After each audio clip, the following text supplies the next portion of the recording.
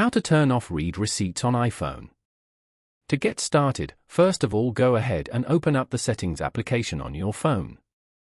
Once you're here, scroll down to the end and tap on Apps. You can view all your phone apps over here. Now, search for or scroll down to find Messages and tap on it. You are now in the Messages settings page. Here, you can toggle iMessage on or off, manage read receipts, send messages as SMS when iMessage isn't available, adjust send and receive options, and configure settings for MMS, group messaging, and more.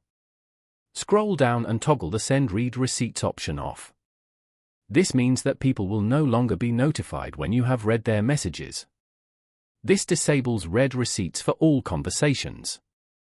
You can turn it back on from here whenever you want. Following these steps, you can easily turn off read receipts on iPhone. Thank you for watching. Please leave a like if this tutorial helped you, or leave a comment below if you have any questions related to the video.